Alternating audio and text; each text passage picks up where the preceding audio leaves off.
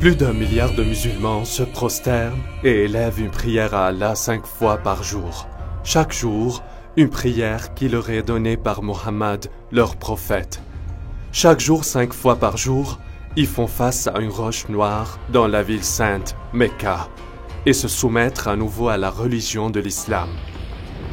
Chaque jour, ils se prosternent en tant que communauté partout dans le monde entier pour exprimer leur solidarité en tant que discipline de l'islam, dont Mohammed est leur prophète, le Coran est leur écriture sainte, et Mecca est leur ville sainte.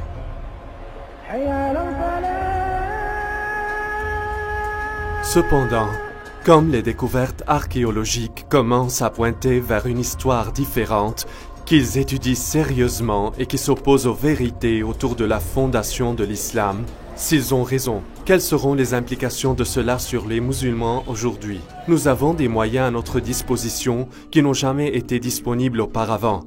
La technologie moderne nous permet de reconstituer les premières années de l'islam et de comprendre les données qui ont intrigué les histoires pour des années. À travers le monde entier, les universités, les musées et les bibliothèques mettent des livres et des manuscrits anciens sur le réseau Internet afin que les chercheurs puissent y accéder. Maintenant, nous pouvons accéder à ces anciens manuscrits avec seulement quelques clics sur la souris.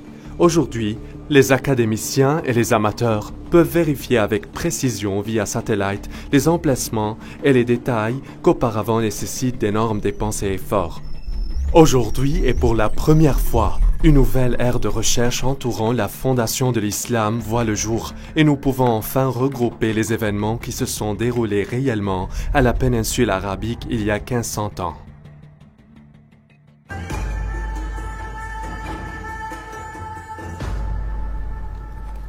L'écrivain et l'historien Dan Gibson a vécu la majeure partie de sa vie au Moyen-Orient. Il a fait des recherches profondes concernant les peuples et les endroits dans l'ancien monde avant l'islam. Je suis venu la première fois en Arabie au début de mes vingtaines et j'ai passé plus que 30 ans à découvrir tous les coins de cette partie formidable et étonnante du monde et regrouper des preuves d'une nouvelle théorie radicale que je pense va changer notre compréhension de l'histoire. Des années d'études et de recherches m'ont permis de conclure que le lieu d'apparition de l'islam n'est pas celui que les historiens réclament et que dans les premiers écrits islamiques se trouvent des preuves et des références qui révèlent la vérité du mystère de la vénérable Mecca. En 2002, j'ai eu l'occasion de participer à une conférence sur les études nabatéennes organisée ici par l'université Al-Hussein bin Talal. Lors de la conférence, j'ai eu l'occasion de discuter avec les grands archéologues de l'Arabie saoudite et de la Jordanie. Je leur ai demandé spécifiquement sur l'enregistrement archéologique de la Mecca. Bien qu'ils ne désirent pas dévoiler leur identité ou bien en parler, ils ont avoué qu'il n'y avait aucun registre archéologique à la Mecca avant 800 ans après Jésus-Christ. Je m'attendais vraiment à ce qu'ils défendent la légende, qui dit que la Mecca était une ville fortifiée, pleine de maisons, de jardins, d'édifices publics et des temples, et ils ont dit non, il n'y avait rien de tout ça. Saviez-vous que le nom Mecca est mentionné une seule fois dans tout le Coran? Les savants musulmans font le lien d'autres noms avec Mecca, des noms tels que le lieu de rassemblement interdit, ou la sainte maison, ou le lieu de Béka, ou pleurs. Tous ces termes sont universellement associés à Mecca aujourd'hui. Néanmoins, le Coran lui-même ne nous dit pas en autant de mots que ceux-ci réfèrent tous à Mecca. Les savants musulmans ne voient aucune raison de débattre cela, mais au cours des toutes dernières années, certains historiens ont posé de multiples questions. Ils ont noté que Mecca était un endroit inhabité et ne se trouve pas sur l'ancienne route des caravanes. Les gens ont imaginé que les caravanes transportaient des encens, d'épices et autres produits exotiques, mais selon des recherches contemporaines à l'époque de Muhammad, l'époque de l'encens était terminée depuis longtemps et les Arabes s'étaient engagés dans un commerce du cuir et d'habillement. À peine les éléments qui pourraient soutenir une grande ville qui a été décrite comme étant la mère de toutes les villes, mais aussi le centre de la route commerciale. Regardez cette carte. Où est-ce que toutes les routes commerciales se croisent? Il y a 3 endroits dans le nord de l'Arabie qui pourraient être considérés comme le centre de la route commerciale. Ce qui est intéressant est que Mecca n'était pas un point d'arrêt car il n'était même pas situé sur la route des caravanes.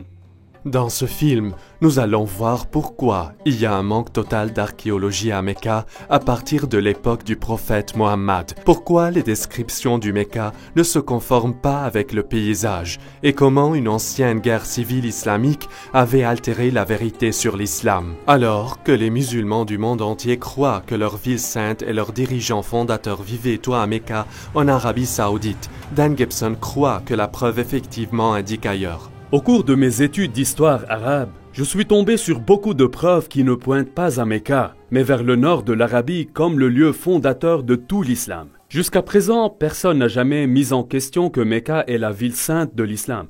Chaque musulman croit qu'il devrait prier vers la roche noire à Mecca. Mais des années d'études et de nombreux voyages à toutes les parties de la péninsule arabique m'ont conduit à une nouvelle compréhension radicale de l'histoire islamique. Je crois que dans le processus de compréhension de l'histoire islamique, une erreur fondamentale a été faite. Ce ne fut pas un mensonge délibéré, c'était une malcompréhension de ce qui était arrivé au cours des années de fondation de l'islam. Alors plus tard, les écrivains islamiques ont corrigé ce qu'ils pensaient être une erreur dans les histoires précédentes, quand c'était en fait la vérité. Est-il possible que plus d'1 milliard de personnes qui suivent la religion de l'islam comprennent mal comment et où leur religion a commencé ?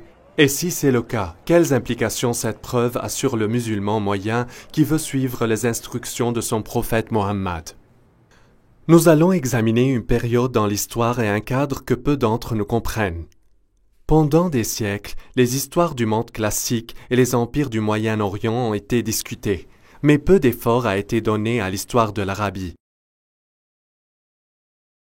Cette ignorance est vraie, pas seulement de l'Ouest, mais aussi des Arabes eux-mêmes. Le prophète Mohammed est né en 570 après Jésus-Christ, dans un temps et lieu que peu de gens savent aujourd'hui. Son grand-père et son père étaient des marchands nabatéens, et Mohammed lui-même a épousé une femme marchande. Un jour, Mohammed méditait dans une grotte et un ange le visitait. L'ange lui a enseigné des paroles de louange à Allah.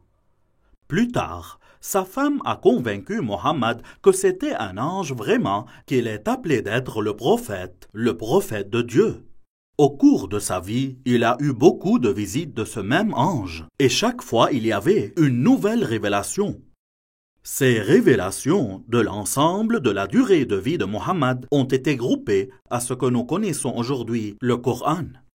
Adel Shamari a étudié l'islam au collège islamique au Koweït. Au fil des années, lui et Dan ont formé une bonne amitié et ont souvent trouvé eux-mêmes attirés dans une profonde discussion sur la foi et de son histoire. Le message de Muhammad était « Il y a un seul Dieu et Muhammad est le dernier prophète de Dieu ». Ce qui laissait beaucoup des gens à Mecca furieux parce qu'il adorait d'autres dieux. Il adorait beaucoup d'idoles. Pour cette raison, les gens sont devenus en colère. La persécution a commencé contre Muhammad et sa minorité. Muhammad et ses partisans ont décidé de migrer vers Médine. Mohammed et ses partisans ont souffert de la persécution. Alors il fuit et quelques-uns de ses partisans à Médine. Cette ville s'est convertie à l'islam et Mohammed a établi un gouvernement là-bas. En fait, nous pouvons dater le calendrier musulman dès cette période de temps. Après, ses disciples ont commencé à attaquer les caravanes, en n'ayant plus de pouvoir et devenant nombreux, jusqu'à ce que finalement des gens se joignent à eux. Au point où ils sont devenus une présence militaire élargie, en fait à travers toute l'Arabie. Mohammed a donné sa vision de propager l'islam dans le monde entier. Cependant, il est mort de façon inattendue. Et à ce moment, les conflits conduisaient à des guerres civiles. Mais en dépit de ces différences et de ces divisions, il y avait le rêve continu d'étendre la foi au monde entier. Une grande partie de l'Afrique du Nord et l'Asie centrale sont devenues sous le règne de l'islam. Aujourd'hui, l'islam est la deuxième des plus grandes religions du monde. Aujourd'hui, partout dans le Moyen-Orient, quand les entreprises de construction veulent creuser pour une fondation, il devrait y avoir quelqu'un présent du ministère des Antiquités.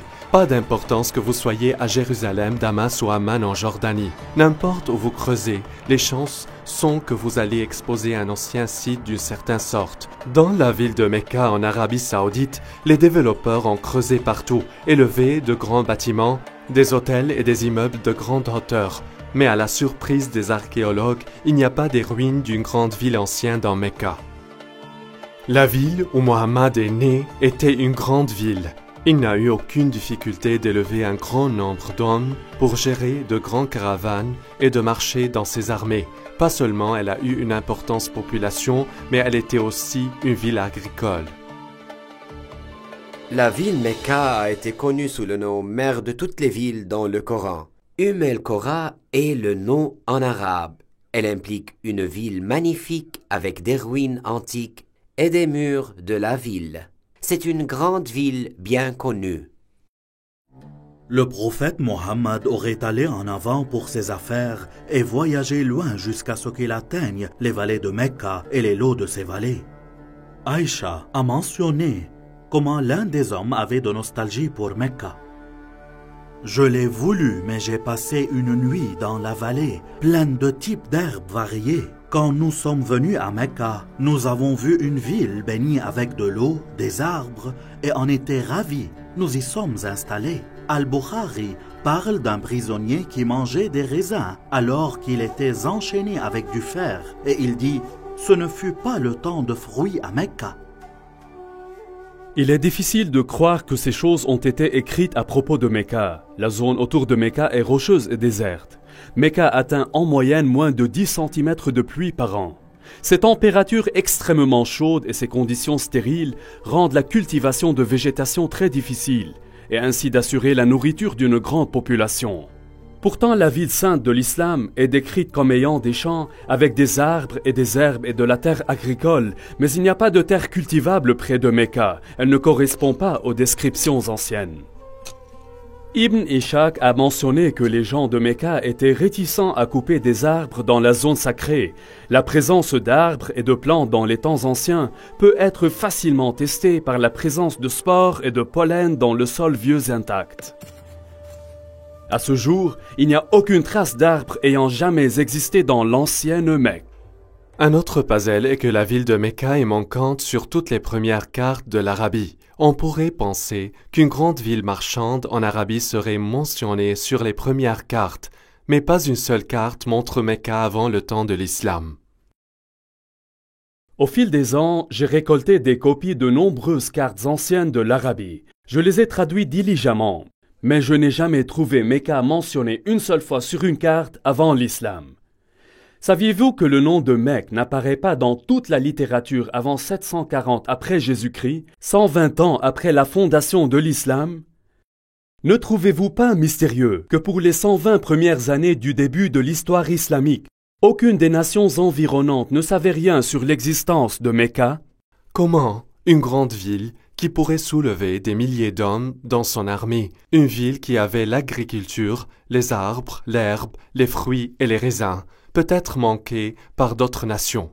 Comment une grande ville avec des murs, des temples et des bâtiments publics n'existait pas dans les annales et d'autres nations? Surtout, il était une ville marchande qui a entrepris le commerce avec toutes les nations autour d'elle. Et le plus inexplicable de tout ça, c'est que quand nous allons à l'emplacement physique de cette ancienne ville, nous constatons qu'il n'y a pas d'enregistrement archéologique précoce. Il était un endroit insignifiant, même pas sur une route commerciale. Beaucoup d'historiens aujourd'hui sont venus à la conclusion que les informations de la fondation de l'islam sont tous des mythes. Il y a une différence entre ce que les dossiers islamiques nous disent et ce que les archéologues ont trouvé. Donc la conclusion que les documents islamiques sont tout simplement des mythes fabriqués. Durant mes années d'études, je suis devenu convaincu que les premiers enregistrements ne sont pas des mythes, mais ils réfèrent à un autre lieu qui correspond à l'ensemble de toutes ces descriptions. Personnellement, je crois que Muhammad est né et a grandi dans un autre endroit, et que les musulmans font face à la mauvaise direction quand ils prient. Selon l'histoire islamique communément admise, la Kaaba était un sanctuaire majeur dans la ville de Mecca et le point d'attraction du pèlerinage en Arabie. Un bon point de départ pourrait être d'étudier les pèlerinages avant la fondation de l'islam. Comme l'historien Tabari a enregistré, il y a deux types de pèlerinages. Le Hajj et la Umrah, le grand pèlerinage et le petit pèlerinage. Le grand-père de Muhammad s'habituait à effectuer la Umrah avant l'islam. Cette Umrah avant Mohammed était à un moment où le pèlerinage arabe aura eu lieu à un endroit connu sous le nom de lieu rassemblement interdit. Cet emplacement a occupé plusieurs idoles païennes. Ces noms étaient présents avant l'islam. Et les musulmans utilisent les mêmes noms aujourd'hui. Ces noms sont de l'extérieur. Ils ne sont pas islamiques.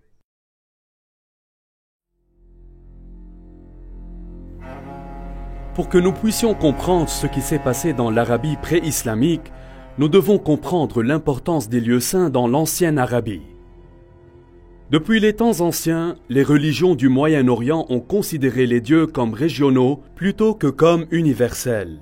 Les lecteurs modernes de l'histoire ont longtemps été influencés par les concepts grecs et romains du panthéon des dieux et ont parfaitement échoué à réaliser l'importance que les anciens Arabes donnaient aux dieux des régions spécifiques.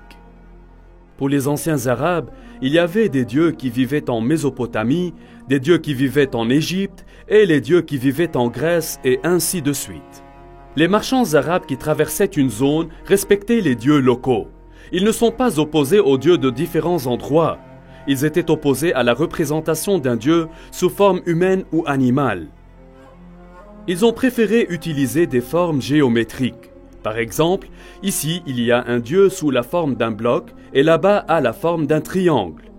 Chacun de ces dieux était considéré comme un dieu local et doit être respecté lors du passage à travers leur territoire. Une telle vision de la religion conduit naturellement à accepter les territoires et les lieux comme étant sacrés aux dieux spécifiques.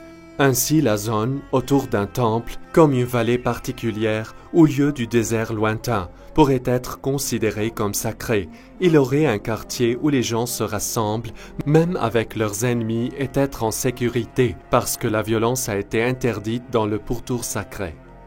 Quand les touristes entrent dans la beauté majestueuse de Wadi Rum, ici dans le sud de la Jordanie, ils sont si souvent pris par l'exquise beauté de cette vallée et par les montagnes escarpées à qui il manque un temple, celle-ci ayant été dédiée à la déesse Lat ou Alat, comme certains l'appellent. Ce temple nabatéen avait une zone sacrée. Il était situé en face du temple avec les montagnes délimitant la zone sacrée. Avant l'islam, les Arabes ont été divisés en plusieurs groupes. Ils croyaient en plusieurs dieux et souvent se sont combattus entre eux sur les questions tribales. La seule chose qui les unissait était le pèlerinage à un ancien lieu de rencontre. Le Coran appelle ce lieu Masjid al-Haram, ou le lieu de rassemblement interdit. Masjid signifie rassemblement et se traduit mosquée aujourd'hui. Avant l'islam, il n'y avait pas de mosquée. Donc, le masjid était tout simplement un lieu de rassemblement. Lieu de rassemblement interdit était un lieu sacré de refuge et de sécurité où les activités régulières cessent et la violence est interdite. Le concept de haram ou interdit est très important dans l'islam. Masjid al-Haram est mentionné dans le Coran et était dans la ville sainte de l'islam. Toute la zone autour Masjid al-Haram était une zone interdite. Allah a fait Mecca un sanctuaire sacré, et il était un sanctuaire avant et sera donc après. Aucun n'est autorisé à déraciner ses arbustes ou de couper ses arbres ou de chasser son jeu. Nous avons donc deux descriptions complètes de la ville sainte d'origine de l'islam. Il était un endroit haram où le meurtre était interdit et était au centre du pèlerinage pour de nombreux siècles avant la fondation de l'islam. Maintenant, regardez ici. Une grande partie des graffitis trouvés dans tout le Negev et le sud de la Jordanie a été écrite par des gens en pèlerinage à la ville antique de Petra dans le sud de la Jordanie. Des milliers de personnes ont gratté leurs noms et leurs messages sur les rochers en faisant leur chemin vers Petra pour le pèlerinage. Cela crée un problème pour nous. Mecca est inconnu dans les cartes et dans la littérature avant et pendant la naissance de l'islam. Les descriptions telles que le centre de la route commerciale, la mère de toutes les villes et le point focal de l'ancien pèlerinage ne correspondent pas du tout. Comment pouvons-nous résoudre ce problème? La réponse vient naturellement de l'islam lui-même. Aujourd'hui, la Qibla dans toutes les mosquées est tournée vers la Kaaba. Il y a une place dans la mosquée appelée Mihrab où l'imam se lève et mène les croyants. Mais dans les premiers jours, il n'y avait pas de mihrab. Au lieu de cela, il y avait un mur qui fait face à la direction de Qibla. L'ensemble du bâtiment se dirige vers la Kaaba. Dans l'islam, il est universellement compris que la Qibla est vers Mecca en Arabie saoudite. Personne ne remet en question la direction de la Qibla aujourd'hui. Cependant, le Coran dit aux musulmans, ils ont une Qibla. Le texte du Coran ne donne pas le nom de la ville à laquelle la prière a été initialement faite. Il ne mentionne que Masjid al-Haram ou lieu de rassemblement interdit. Les musulmans croient qu'ils priaient initialement vers Jérusalem. Selon des sources islamiques, en 624 après Jésus-Christ, Muhammad a changé la Qibla vers Mecca. Muhammad a révélé donc cela dans la sourate 2 du Coran. Nous avons nommé la Qibla à vous. En fait, c'était un changement important, sauf à ceux guidés par Allah. Allah ne ferait jamais votre foi sans effet. Maintenant, nous allons vous tourner vers une Qibla qui doit vous plaire. Tournez votre visage dans la direction de la mosquée Masjid al-Haram, où que vous soyez. Tournez vos visages dans cette direction.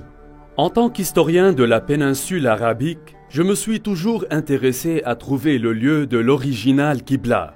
Dans quelle direction Muhammad priait-il avant que la Qibla n'ait été changée? Était-ce Jérusalem comme certains le prétendent? Était-ce la Syrie comme certains le prétendent? Ou était-ce une toute autre direction? Si nous avions à faire cette étude il y a 100 ans, il aura fallu une quantité incroyable de travail et de recherche. Nous aurions à parcourir le monde à la recherche des anciens sites pour trouver les premières mosquées de l'islam. Maintenant, en quelques instants, nous pouvons faire ce qui d'habitude prenait toute une vie.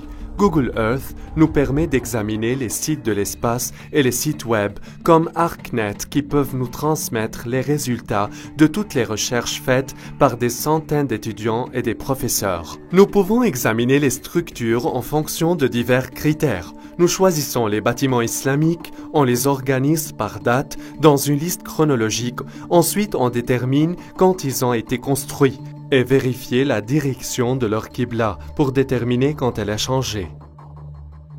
Déterminer la direction de Qibla n'est pas une science exacte. Certaines des premières mosquées comme celle-ci n'étaient pas exactement des carrés. Alors les chercheurs doivent trouver le mur de la Qibla et projeter de 90 degrés à partir de ce mur. Parce que les premiers bâtiments ne sont pas carrés, nous ne pouvons pas utiliser les parois latérales ou les parois arrière.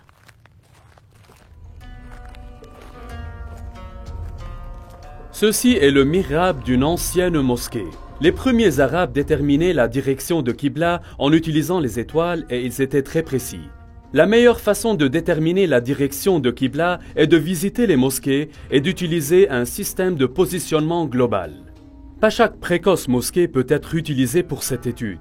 Beaucoup d'entre elles étaient totalement reconstruites en prolongation, si bien qu'il ne soit plus du tout possible de déterminer la direction originale de leur Qibla. Toutefois, un certain nombre de mosquées survivaient. Par exemple, il y a une mosquée appelée la mosquée des dieux Qibla à Médine. L'histoire de l'islam nous dit que celui qui menait les prières dans cette mosquée même lui a été dit du changement de la Qibla. Ainsi, il s'est retourné et a commencé à prier vers Mecca. La question est, à quoi il faisait face initialement? Les musulmans ont une réponse toute prête, en direction de Jérusalem. Aujourd'hui, la mosquée des deux Qibla fait face à Mecca, mais en 1987, la mosquée a été complètement démolie afin d'être reconstruite. Au cours du processus de construction, l'ancienne fondation a été révélée et ils ont découvert qu'il y avait un mur de la Qibla qui faisait effectivement face au nord, généralement vers Jérusalem. Et donc les musulmans croyaient initialement que la Qibla est vers Jérusalem. Il y a un moyen simple afin de mettre ça en test. Si nous revenons aux premières mosquées qui ont été construites où nous pouvons identifier leur direction de prière, nous pouvons les tracer sur une carte et voir si leurs lignes se convergent. Elles pointent vers les directions différentes. Elles pointent toutes vers Jérusalem. Elles pointent toutes vers un autre lieu. Après la mosquée des dieux Qibla en Arabie Saoudite, il y a 11 autres mosquées survivantes que nous pouvons examiner.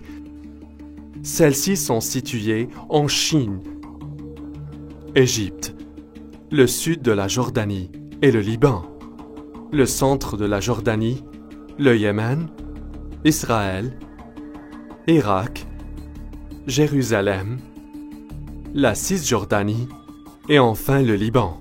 Si nous suivons l'ordre dans lequel elles ont été construites, la deuxième mosquée survivante a été construite à Guangzhou en Chine. Guangzhou est le nom moderne pour ce qui était connu par la ville de Canton.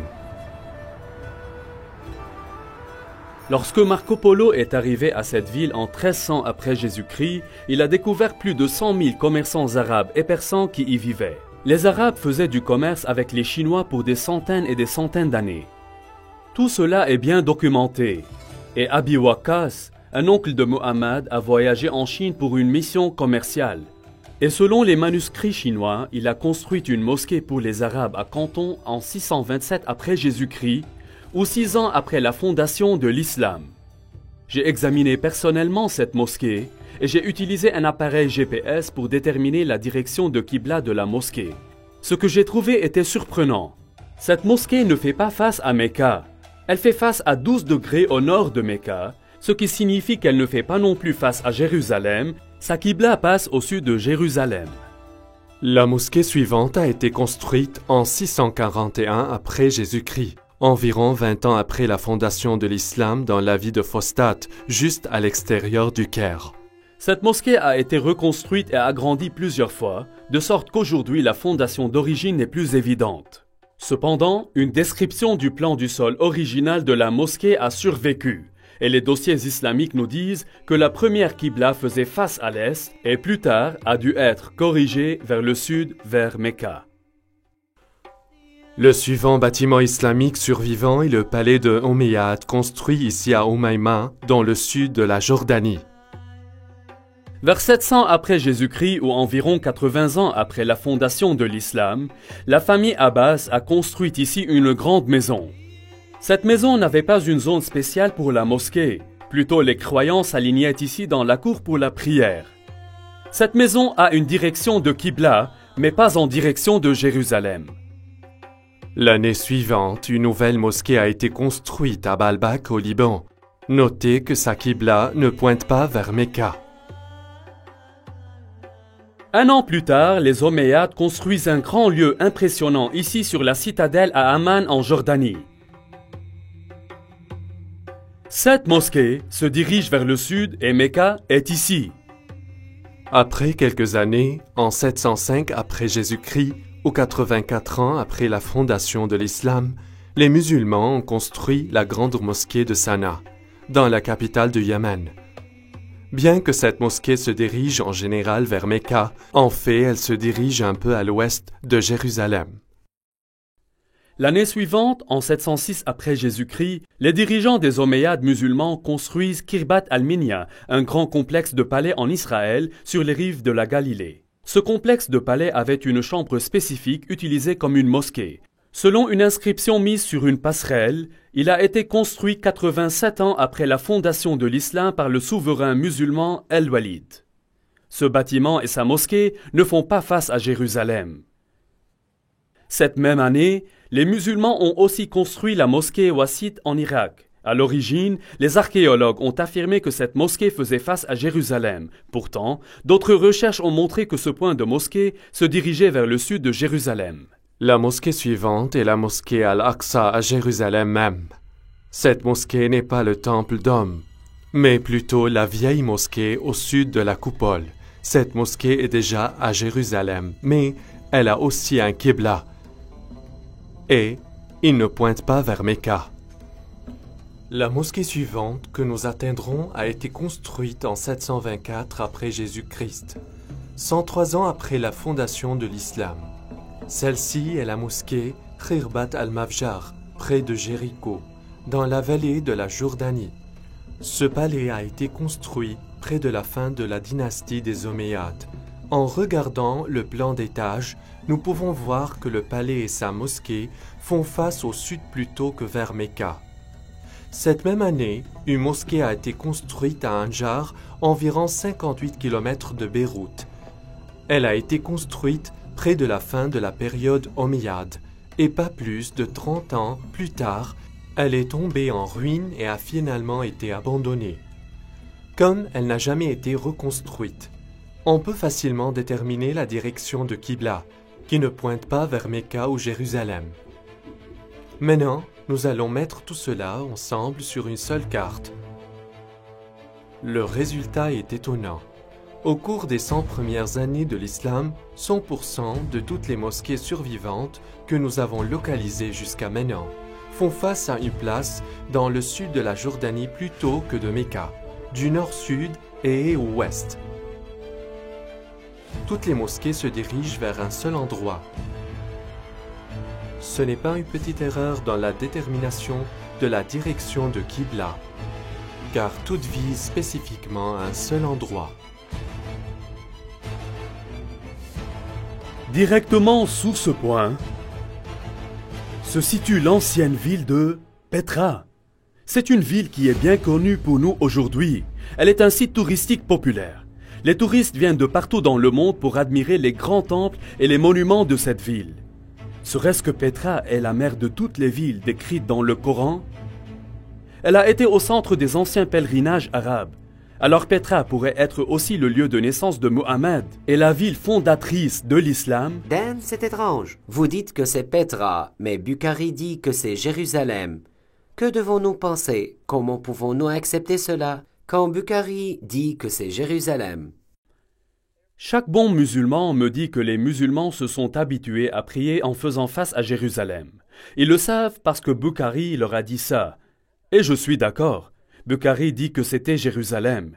Mais Bukhari a écrit cela 200 ans après Muhammad. Et il l'a écrit plus de 100 ans après que le changement de Qibla a eu lieu. Il n'est donc pas un témoin oculaire, il est tout simplement le collecteur de ce dont les gens se souviennent. Et il a noté en fait plusieurs idées contradictoires qui circulaient à cette époque-là. Alors que certaines personnes ont été en train d'offrir la prière du matin à Quba, un homme est venu et a dit « Un ordre coranique a été révélé à l'apôtre d'Allah ce soir, qu'il doit faire face à la Kaaba à Mecca. Alors vous aussi, vous devez tourner vos visages vers elle. » À ce moment, leur visage était vers la Syrie. Et en entendant cela, ils se tournèrent vers la Kaaba de Mecca. Je crois que Muhammad, tout en vivant dans Médina, il priait en se dirigeant au nord vers Petra, qui était dans la province romaine de Syrie. Au moment où Bukhari recueillait ces histoires, les gens avaient oublié Petra, et tout le monde se souvenait que leurs grands-parents priaient vers la Syrie. Dan, le Coran nous dit que Masjid el-Haram est en Mecca. Alors, où est l'emplacement réel? Ceux qui apportent l'argument à propos de Mecca posent un point intéressant. Je suis d'accord que dans la littérature islamique, le nom Mecca est synonyme de la première ville sainte de l'islam. Lorsque Muhammad était un jeune homme, les gens ont décidé de reconstruire la Kaaba. Dans les décombres, ils ont trouvé plusieurs blocs de construction avec des inscriptions écrites en syriaque, la langue des Nabatéens. Et ils ont trouvé un juif qui pourrait leur traduire. « Je suis Allah, le Seigneur de Mecca. Je l'ai créé le jour que j'ai créé le ciel et la terre, et formé le soleil et la lune, et je l'ai entouré avec 7 pieux anges. Elle se tiendra tant que ces 2 montagnes se présentent comme une bénédiction pour ces gens avec du lait et de l'eau. » Le mot Beka est un ancien mot sémitique qui signifie pleurer ou se lamenter. Si le titre Beka a été attribué à un emplacement, cela voudrait dire le lieu de pleurer. Le nom Beka n'a jamais été utilisé pour Jérusalem. Il n'apparaît qu'une seule fois dans la Bible, dans le psaume 84. Ici, il est utilisé en référence à une vallée de larmes. Mais le Coran parle aussi d'une vallée de larmes où Agar pleurait Ismaël. Le Coran interpose cette histoire dans Beka qui est le premier nom du lieu où la Kaaba a été construite. Certes, cet endroit n'était pas Jérusalem, qui a été une ville construite au sommet d'une montagne et non dans une vallée. Je pense que la réponse est assez simple. Il y avait beaucoup de grands tremblements de terre à Petra, tels que celui de 551 après Jésus-Christ, seulement 19 ans avant que Mohammed ne soit né. On nous dit que lors de ce tremblement de terre, une grande partie de Petra a été détruite. Petra aurait pu être appelée la vallée de Beka parce que beaucoup de personnes ont été tuées au cours de nombreuses années à cause de tous ces tremblements de terre. Si Petra est la ville sainte de l'islam, Alors il devrait y avoir des preuves de la tribu de Muhammad et Quraysh autour de Petra. Si Dan Gibson peut trouver la tribu de Muhammad, il soutiendra grandement sa théorie que Muhammad était de la région Petra et non de Mecca.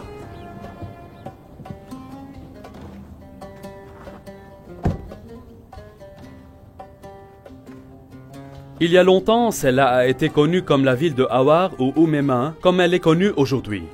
Les archéologues ont découvert une ferme appartenant à la famille des Abbassides et une mosquée construite quelque temps plus tard. Quand les musulmans de l'Irak actuel ont vaincu les Omeyyades de Damas, ils voulaient un membre de la famille de Muhammad pour soutenir et légitimiser leur révolte. Et alors, ils sont venus ici pour Oumema, 27 000 de Petra.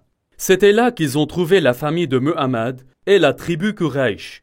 Ils ne vont pas à Mecca en Arabie Saoudite ou bien à Médine. Ils sont venus ici, à Oumema, 27 000 à l'extérieur de Petra. C'est là où ils ont trouvé la tribu Quraysh et la famille de Muhammad, pas en Arabie Saoudite. Jusqu'à présent, nous avons découvert que les premiers mosquées de l'islam toutes faisaient face à la ville antique de Petra. Mais est-ce que la ville de Petra s'adaptait aux descriptions islamiques de la ville sainte d'origine de l'islam? Il y a une histoire racontée par tous les premiers biographes de Muhammad, qui concerne Abdallah, le père de Muhammad. Un jour, il travaillait dans le champ et venait à la maison avec de la boue sur ses mains. Il va vers sa première femme et dit « Couche avec moi », mais elle a refusé parce qu'il était sale. Alors il est sorti, s'est lavé et est allé vers sa deuxième épouse, Amina. Elle est devenue enceinte et de cette façon Muhammad est né. Ce qui est important pour nous dans cette histoire est que tous les premiers auteurs ont utilisé le même mot pour la saleté sur les mains d'Abdullah. Ils utilisent tous un mot arabe pour le sol, en particulier le sol d'un terrain ou d'un champ cultivé. Le problème est, il n'y a pas de terre cultivable près de Mecca. Cependant, quand nous arrivons à Petra, nous découvrons que Petra avait l'eau, les champs et les arbres. Selon les archéologues, il y avait des jardins publics et privés, ainsi que l'eau courante était amenée dans la ville par des aqueducs et des pipes en terre. Les archéologues ont décrit les arbres fruitiers, les vignes et les jardins existants dans l'ancienne Petra. Même aujourd'hui, il y a des parcelles de terre cultivées entre Petra et Al-Baïda qui est à 5 km. En analysant le sol antique, les chercheurs ont découvert, il y a seulement 100 années, que les collines autour de Petra ont été couvertes d'arbres comme le chêne, le genévrier, la pistache et la caroube. Non seulement la ville sainte possédait des arbres et des champs, mais elle était aussi une ville fortifiée. Ibn Ishaq dit « Et ils l'ont entouré comme il était à côté de l'un des murs de Mecca ». Maintenant c'est très déroutant, car Mecca n'avait pas de mur de ville. Certains pensent que peut-être ce fut une maison dans Mecca. Mais Ibn Ishaq dit expressément « les murs de Mecca ». Mais Mecca n'a pas été une ville fortifiée.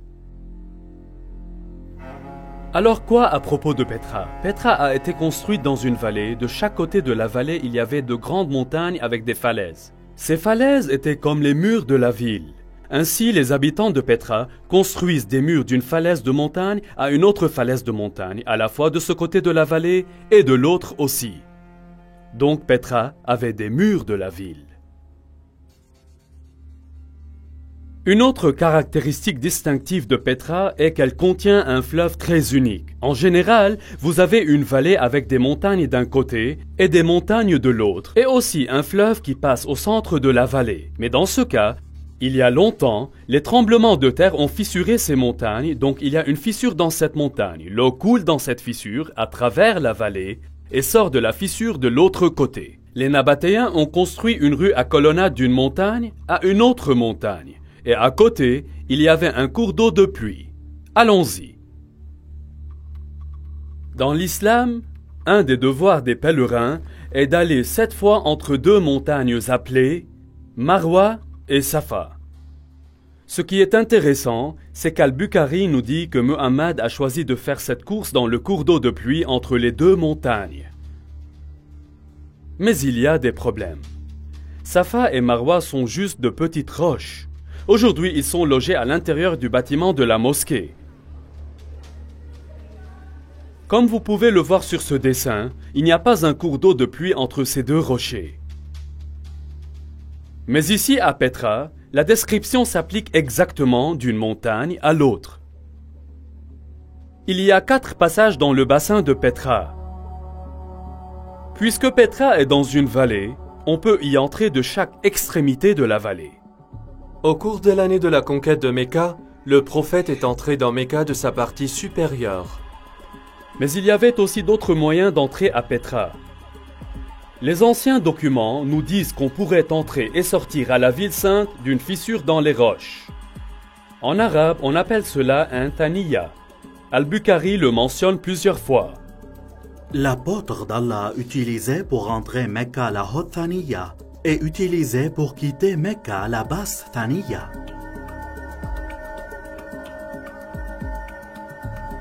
Le prophète avançait jusqu'à ce qu'il atteigne la Thaniya à travers laquelle on peut aller vers eux. Ce sont les gens de Quraysh.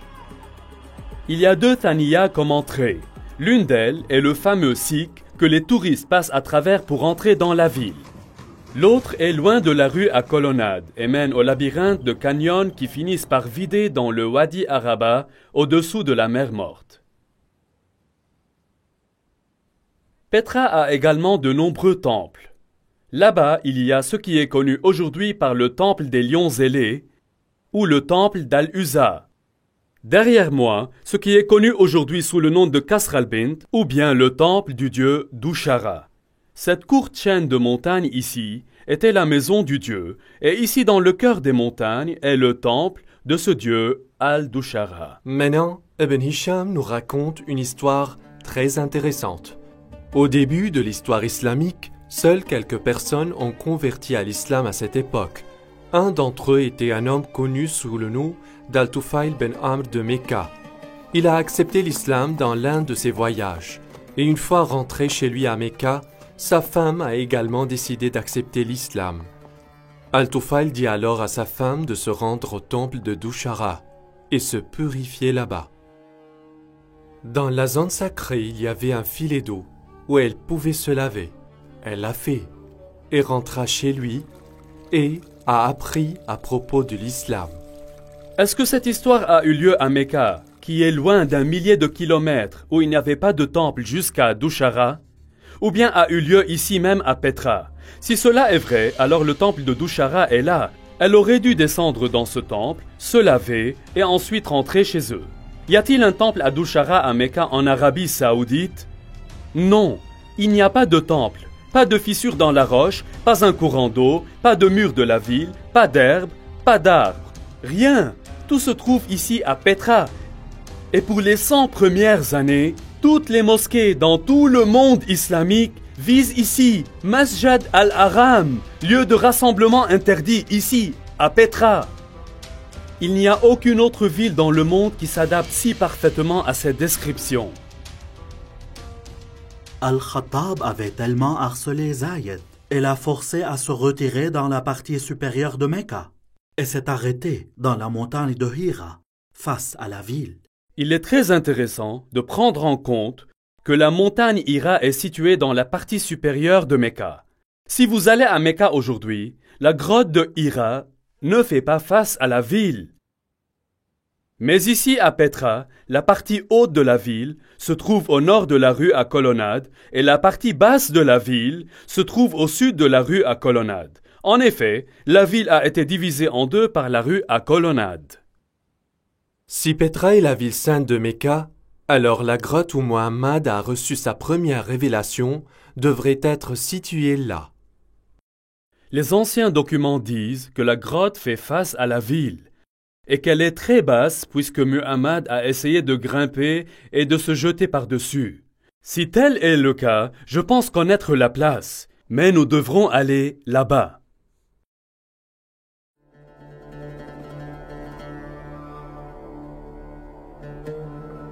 Ici, dans cette grotte, nous pouvons voir qu'il y a beaucoup de différents dieux-blocs.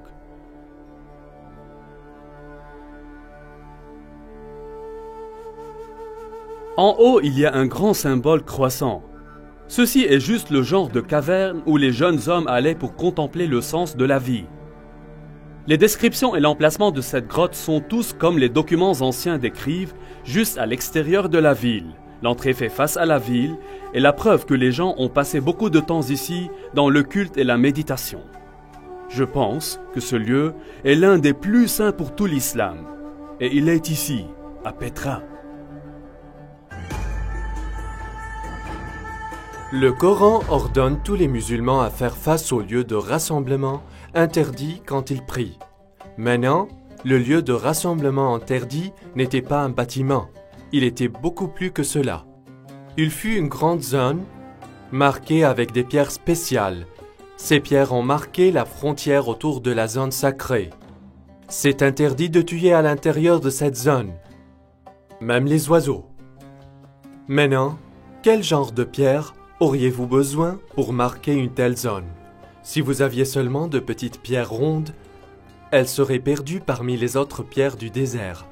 Elles devaient être les plus grosses pierres, et il devrait y avoir quelque chose de spécial à leur sujet dont vous saviez avec certitude que ce fait la limite de la zone sacrée. Aujourd'hui à Mecca, il n'y a pas des roches de frontières. Les historiens ont longtemps pensé à quoi se ressemblent ces pierres marqueurs, mais ils semblent avoir été perdus dans les années qui se sont écoulées depuis. On peut être qu'elle n'était jamais là.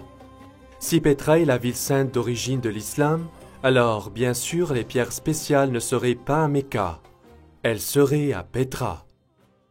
Il y a une caractéristique sur Petra qui est absolument fascinante. Chaque fois que les touristes viennent à cette ville, ils passent par un certain nombre de pierres cachées, connues sous le nom Rocher Djinn. Ceci est un nom de fantaisie qui leur est donné par les bédouins locaux. Ce qui est très intéressant est qu'il y a plus de 20 de ces grosses pierres carrées marquant toutes les entrées de la ville.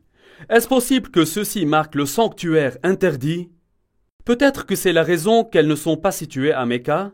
Si c'est vrai, alors Masjid al-Haram ou le sanctuaire de rassemblement interdit aurait été situé ici. Et si elle se trouvait ici, alors la Kaaba aurait été située ici aussi, mais elle ne l'est pas, parce qu'un homme nommé Ibn Zubayr l'a déplacée. Jusqu'à présent, dans ce programme, nous avons examiné la direction de la prière que les musulmans à l'origine faisaient face. Comme nous l'avons vu, toutes les mosquées construites au cours des 100 premières années de l'islam pointent vers Petra. En utilisant les deux mosquées dans la citadelle d'Amman, Dan Gibson a déterminé les années approximatives du changement de la direction de Qibla. Est-ce que l'histoire islamique nous donne des indices quant à la raison pour laquelle la direction de la prière avait changé? Si l'on regarde dans l'histoire islamique à ce moment précis, nous nous trouvons face à face avec la deuxième guerre civile islamique. De nombreuses guerres ont eu lieu dans l'islam. Il y avait des guerres civiles après la mort de Muhammad. Pour cette raison, il y a des chiites et sunnites aujourd'hui dans l'islam. Les Omeyyades, qui étaient sunnites, ont triomphé et gouverné Damas. À cette époque-là, le gouverneur dans la ville sainte était Abdallah ibn Zubayr. Il a été malheureux particulièrement. Pour lui, la ville sainte était la ville la plus importante de l'islam, la mère de toutes les villes. Mais les dirigeants omeyyades ont choisi Damas comme la nouvelle capitale et beaucoup de gens étaient mécontents de la corruption et des luttes intestines à Damas. En 683 après Jésus-Christ, environ 64 ans après la fondation de l'islam, Ibn Zubayr se déclare lui-même calife dans la ville sainte et c'est ainsi qu'a commencé la deuxième guerre civile islamique. Les Omeyyades ont fortement réagi et envoyé une armée contre la ville sainte. Ibn Zubayr a ensuite fait une chose choquante. Il a détruit la Kaaba, l'ancien sanctuaire saint de l'islam. Ibn Zubayr avait démoli le sanctuaire Kaaba jusqu'à ce qu'il l'ait nivelé au sol et a creusé sa fondation. Puis, il a placé la pierre noire à côté d'elle, dans une cage en bois et une bande de soie. Les Omeyyades se sont battus contre Ibn Zubayr et ses compagnons. Mais après 40 jours, les nouvelles sont arrivées. Le calife à Damas est décédé. Maintenant, les Omeyyades généraux ont insisté que la bataille n'était pas terminée, mais qu'ils doivent retourner à Damas afin qu'un nouveau calife puisse être établi. Les membres de la famille royale des Omeyyades étaient venus à la bataille aussi, et ils ont insisté qu'ils doivent retourner à Damas sous la protection de toute l'armée. Donc toute l'armée s'est avancée. Le problème que nous avons ici est une question de temps. Les dossiers islamiques sont tout à fait clairs que, lorsque le calife est mort, son fils âgé de 13 ans règne à sa place. Al-Tabri, volume 20, nous dit spécifiquement que son fils a survécu seulement 40 jours après la mort de son père, avant que lui aussi ne soit tué. Pendant ce temps, toutes les armées de la ville sainte retournaient à Damas. Maintenant, une armée en mouvement lent aurait pris plusieurs jours pour couvrir le trek de 1400 km à travers le désert de Mecca en Arabie Saoudite pour arriver à Damas en Syrie. Si l'armée pouvait se déplacer de 20 000 par jour, il leur fallait encore 43 jours. Lorsque vous ajoutez le temps qu'a pris le messager pour rapporter le message, le temps qu'il a fallu pour l'armée à décider de revenir et de se mobiliser, et aussi la marche de 43 jours, tout simplement il n'y a pas assez de temps. Mecca est trop loin pour être crédible. Toutefois, si la ville sainte était Petra, les distances seraient toutes considérablement réduites. Ce problème de distance empoisonne encore et encore l'histoire islamique. Mecca, en Arabie Saoudite, est tout simplement trop loin pour être compatible avec la plupart des contes dans l'histoire islamique au début. Maintenant, avec l'accalmie dans la guerre, Ibn Zubayr a eu le temps de reconstruire ses défenses et préparer le retour de l'armée omeyyade. Je voudrais vous montrer quelque chose. Voici quelques volumes de l'histoire de l'islam d'Al-Tabri. Al-Tabri a réussi à collecter une quantité massive de matériel et il a écrit à propos de ce qui est arrivé au cours de chaque année de l'histoire islamique. Il a consacré des chapitres entiers, parfois même 2 chapitres à chaque année, mais quelque chose d'étrange s'est vraiment passé. La fameuse bataille pour la ville sainte se déroule sur plusieurs années, mais l'an 70 de l'histoire islamique est d'une grande et réelle importance. Remarquez qu'Al-Tabri a écrit 15 pages décrivant ce qui s'est passé en l'an 69, et 27 pages décrivant ce qui s'est passé aussi en l'an 71. Mais où est l'année 70? Regardez ceci. À propos de l'année 70, Al-Tabri écrivait seulement quelques lignes de texte. N'a-t-il pas trouvé plus d'informations sur cette année, ou est-ce plus tard que les éditeurs ont censuré cette année du dossier d'Al-Tabri? Seulement quelques lignes, mais ce qu'il enregistre nous donne quelques détails existants et croustillants. Il nous dit que Mus'ab ibn Zubayr, apparemment un frère de Abdallah, apporte des équipements à la ville sainte. Est-ce que ces équipements étaient des matériels militaires? Non, il dit qu'il a amené beaucoup de chevaux et de chameaux. Je crois que c'était l'année où les disciples d'Ibn Zubayr se déplaçaient au sud de Petra, dans les déserts de l'Arabie, pour trouver un endroit où ils pourraient tenir contre les forces omeyyades. Tous les détails de cette année ont été retirés de l'histoire d'Al-Tabri, mais nous savons qu'ils ont obtenu beaucoup de chevaux et de chameaux, ce qui n'aurait eu aucun autre but que de déplacer un grand nombre de personnes hors de la ville. Cette accalmie dans la guerre a continué l'année suivante, afin qu'Ibn Zubayr profite de la pause pour entreprendre un projet religieux. Il a décidé de reconstruire la Kaaba. Mais Al-Tabri ne nous racontait pas où la nouvelle Kaaba a été construite. Était-ce à Petra, ou bien dans un tout nouvel emplacement plus sûr, loin de Mecca? Je crois que la nouvelle Kaaba a été construite en Arabie Saoudite et que la roche noire a été déplacée pour la sauvegarder. Donc même si Ibn Zubayr a perdu la ville sainte, il avait encore la roche et une nouvelle Kaaba. Après qu'un nouveau calife a été établi, l'armée omeyyade se retournait. Cette fois, l'armée était plus grande et les Omeyyades ont apporté de grandes armes de guerre avec eux. Parmi eux, une machine de lancement en pierre appelée Manjanik. La guerre entre Ibn Zubayr et Al-Hajjaj a eu lieu durant 6 mois et 17 nuits dans le creux de Mecca. Yusuf ibn Mahak dit « J'ai vu la Manjanik avec des pierres lancées. Le ciel tonnait et s'éclairait, et le bruit du tonnerre et de la foudre dépassait celui des pierres, de sorte qu'il les a couvries. »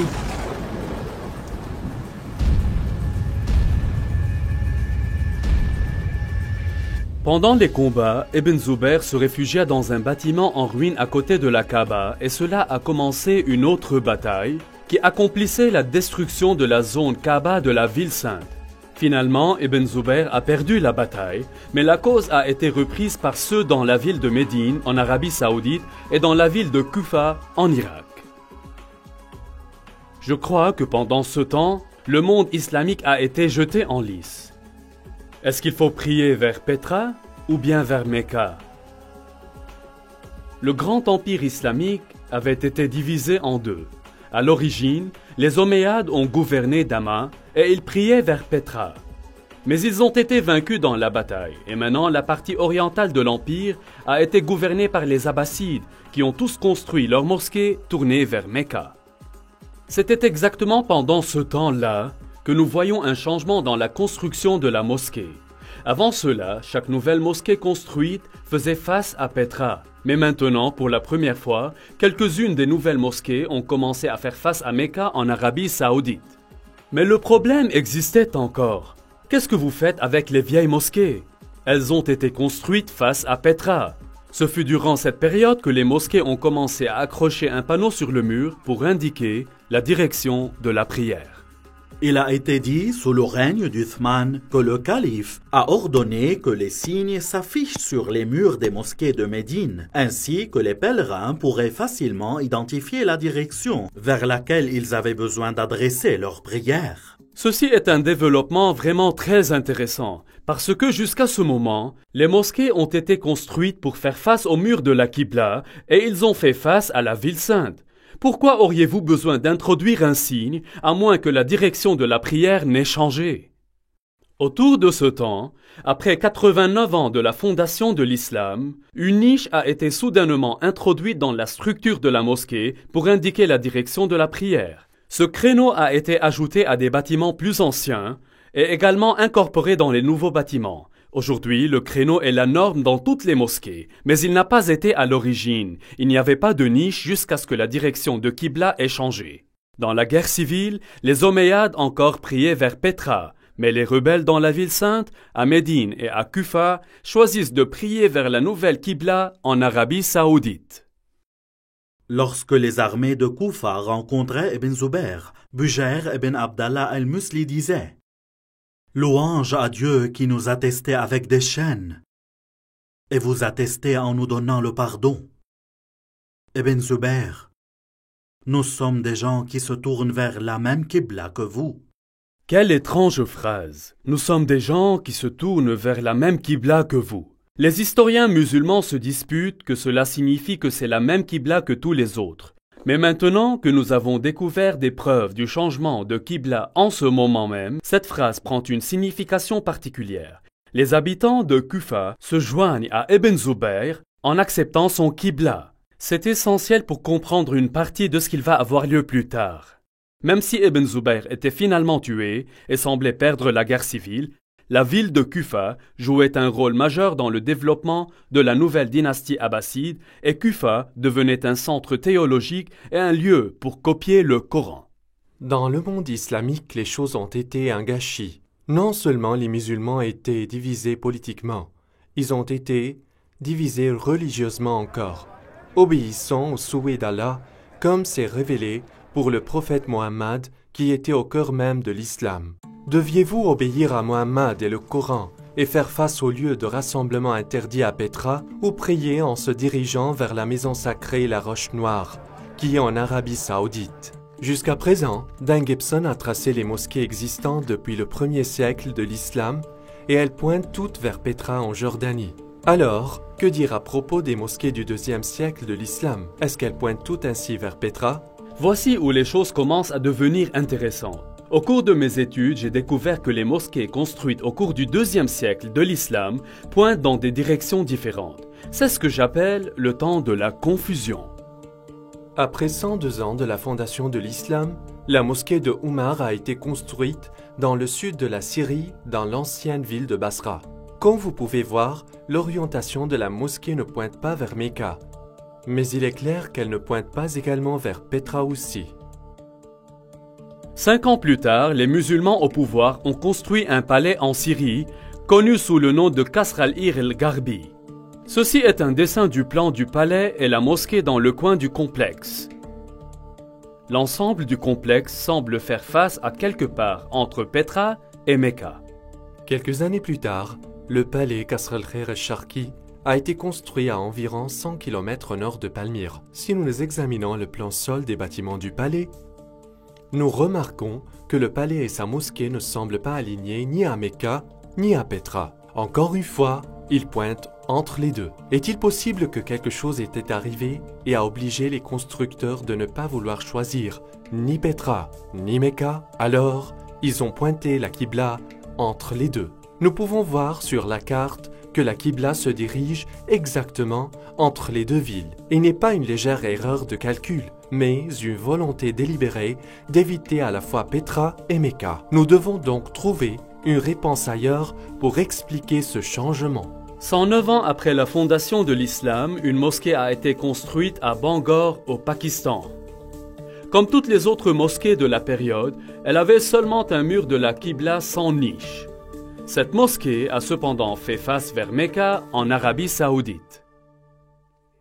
Ici, nous avons la première mosquée que nous pouvons identifier comme pointant vers Mecca. Il peut y avoir eu d'autres construites qui n'existaient plus.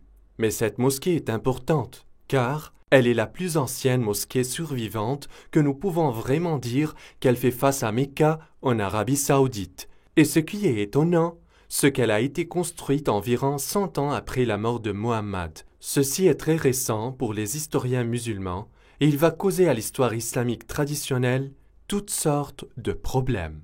L'un des bâtiments les plus importants de notre étude se trouve ici sur la citadelle d'Amman en Jordanie. Ce palais omeyyade a été construit environ 122 ans après la fondation de l'islam. Maintenant, si vous vous souvenez, nous avons regardé une mosquée omeyyade construite ici. Cette mosquée pointe directement vers Pétra. Mais quand ils ont construit le palais, la direction de son Qibla était directement vers Mecca. Il apparaît donc clairement que la direction de Qibla a changé dans la période entre la construction de ces bâtiments et la construction de ce palais. Cela nous aidera à déterminer comment et quand le changement de direction de Qibla a été fait. Rappelez-vous qu'il était lors de la construction de ce palais que le nom Mecque apparaît d'abord dans la littérature partout. Ce qui est étrange est que Mecca n'a pas été mentionné toutes ces années ni dans les livres de la littérature ni dans les livres islamiques. Elle n'a été mentionnée que lorsque le changement de la Qibla a été fait. Ceci est une chose très étrange. Les gens se demandent de la raison. Elle devrait être mentionnée dans les livres et les histoires islamiques, mais elle n'a pas été mentionnée que lorsque la Qibla a été changée. Cela est très étrange. La grande mosquée suivante a été construite à 32 km au sud d'Amman en Jordanie. Celle-là a été connue comme le palais et la mosquée Mashta, et il a été construit en 743 après Jésus-Christ. Comme vous pouvez le voir, il était un très grand et impressionnant palais omeyyade, avec la mosquée située dans la partie sud de la structure, en face de Pétra. En effet, l'ensemble du complexe fait face à Pétra.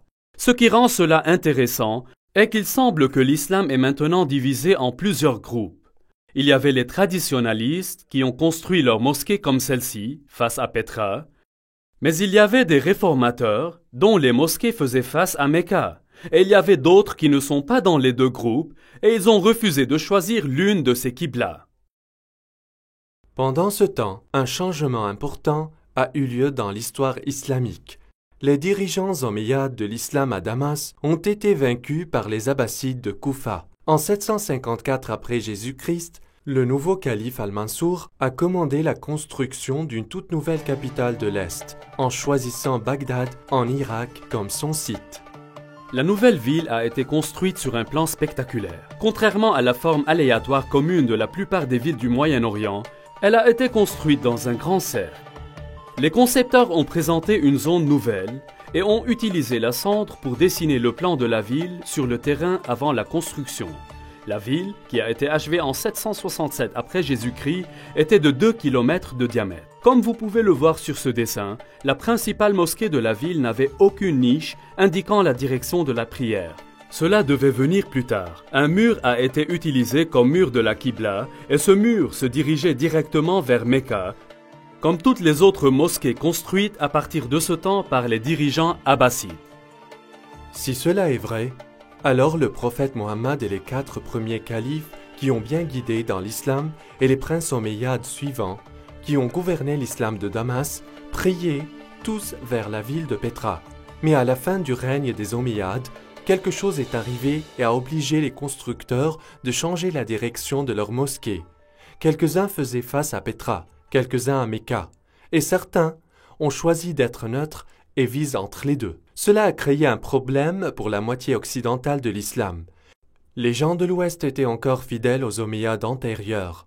Donc, le monde islamique est maintenant divisé en deux. Les dirigeants abbassides en Irak qui contrôlaient la partie orientale de l'Empire et les princes omeyyades qui contrôlaient l'Afrique du Nord et l'Espagne. Ceci est un moment important dans l'histoire islamique, parce que les Omeyyades en Espagne s'épanouissaient dans la culture et commençaient à construire des bâtiments magnifiques et impressionnants. Les constructeurs en Espagne avaient un problème. Traditionnellement, les Omeyyades tout priaient vers Petra. Mais, comme nous allons le voir, quelque chose de terrible s'est arrivé.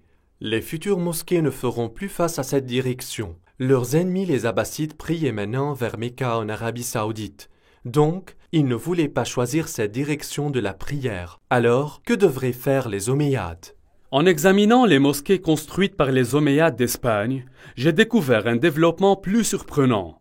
Ces constructeurs n'ont choisi ni Petra ni Mecca. Maintenant, comme nous l'avons vu, certains des constructeurs du Moyen-Orient ont choisi de pointer leur qibla entre les deux villes. Mais les constructeurs en Afrique du Nord et en Espagne ont décidé de faire quelque chose de complètement différent. Au fil des années, les historiens ont toujours été intrigués par ces mosquées. Leur qibla semble pointer vers quelque part en Afrique du Sud. Mais toutes les mosquées africaines et espagnoles soulignaient légèrement des endroits différents. Tout semble réellement très confus. Cependant, lorsqu'elles sont portées sur une carte, nous pouvons voir que les mosquées d'Afrique du Nord et d'Espagne ont toutes les qiblas parallèles à une ligne tracée entre Petra et Mecca. Donc, plutôt que de choisir Petra ou Mecca, ils ont choisi de faire leur qibla parallèle à une ligne tracée entre les deux villes. Tous les musulmans savent que Mecca est en Arabie Saoudite, mais vous dites que Mecca est à Petra. Sur quoi avez-vous basé pour aboutir à cette théorie? Quelle est votre orientation et preuve pour ça, monsieur Dan? Nous savons que Mecca est en Arabie Saoudite. Alors sur quelle base vous dites ces choses? Si vous n'êtes toujours pas convaincu, je veux vous montrer quelque chose d'autre. Vous souvenez-vous quand nous avons discuté de la deuxième guerre civile islamique? Ibn Zubayr se barricade dans la ville sainte et l'armée syrienne omeyyade l'entourait et la gardait pendant 4 mois.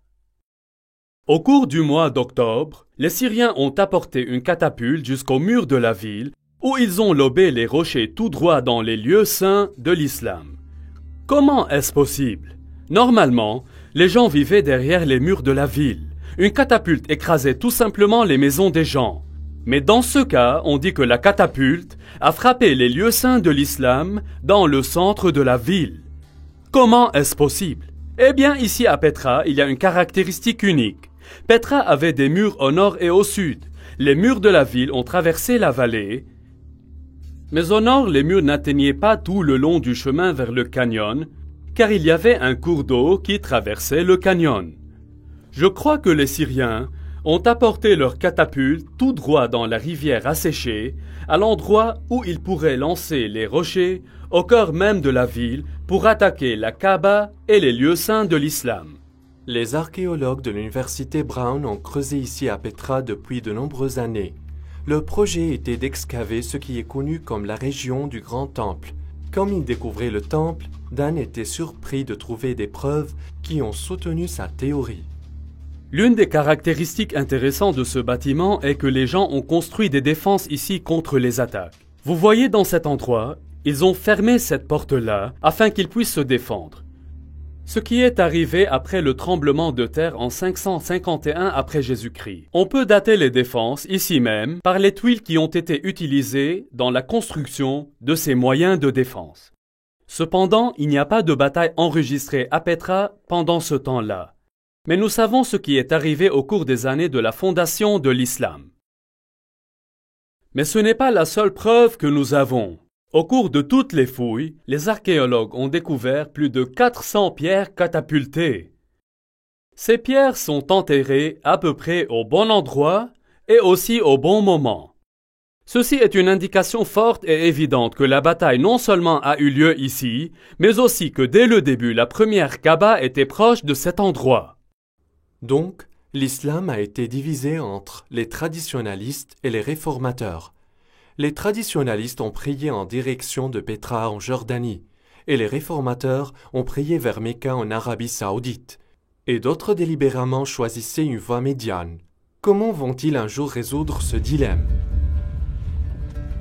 Petra, la ville de pleurs, a subi une calamité fatale.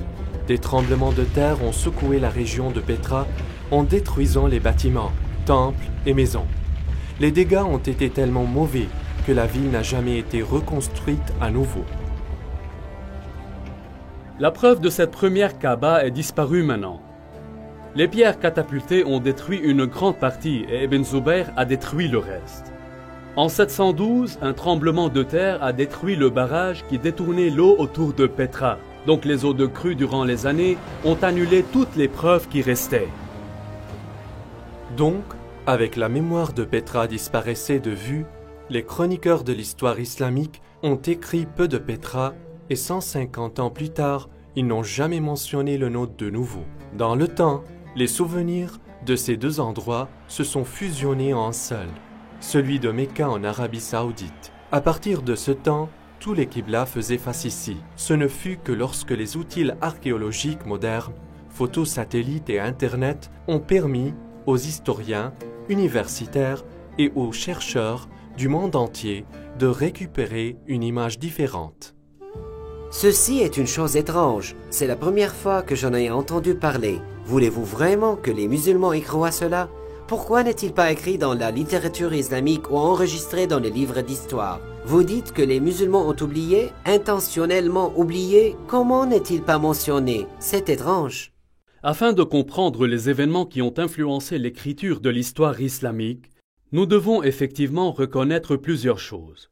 Premièrement, c'est ma conviction qu'il y avait un vide littéraire dans l'Empire islamique au début, créé par les musulmans zélés qui ont détruit des livres et des manuscrits, effacé des inscriptions, brûlé des bibliothèques et détruit toute la littérature, sauf le Coran, qui était un ensemble de pièces collectées çà et là et des révélations données par Muhammad.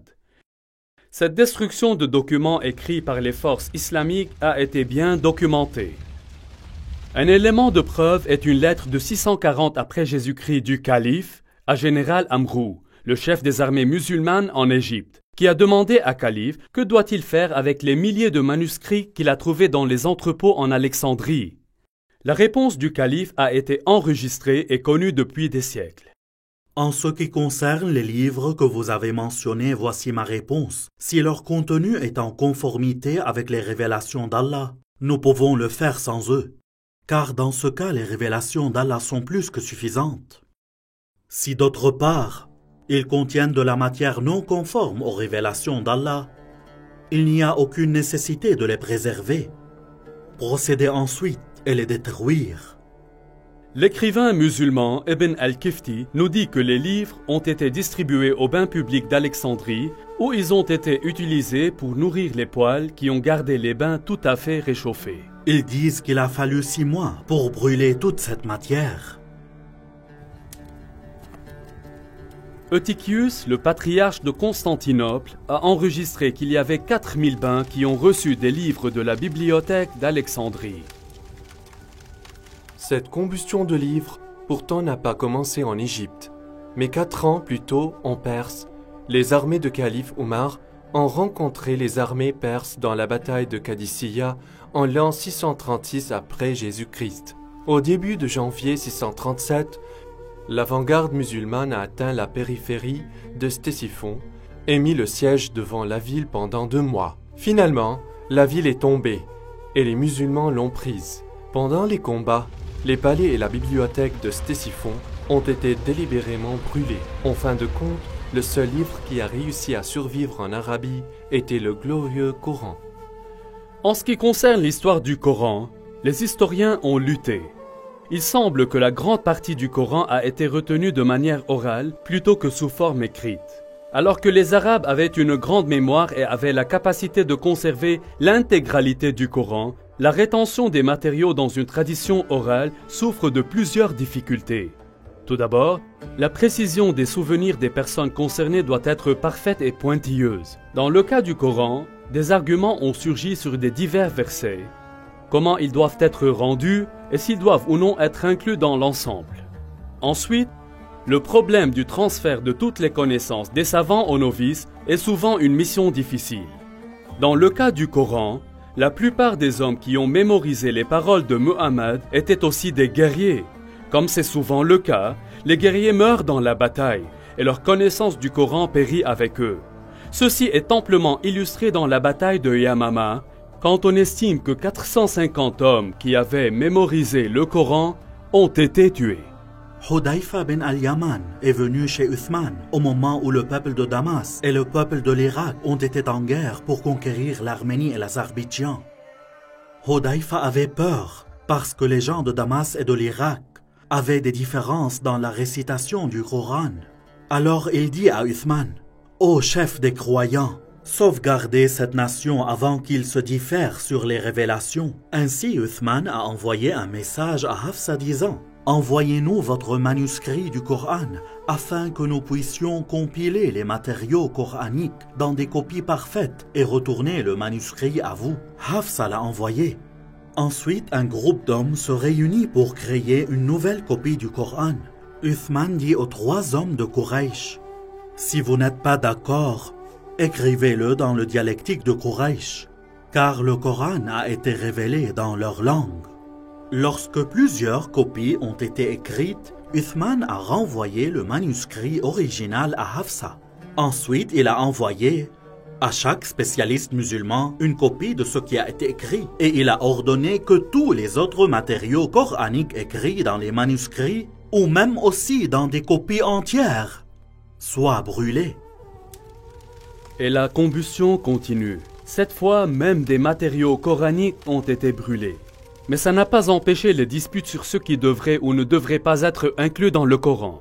Lorsque les nouveaux Corans sont arrivés dans les différentes provinces, les gens ont fait valoir contre eux. Saïd ben Tabet a dit: « Un verset de la sourate Ahzab a été manqué en copiant le Coran, et j'avais l'habitude d'entendre l'apôtre d'Allah le réciter.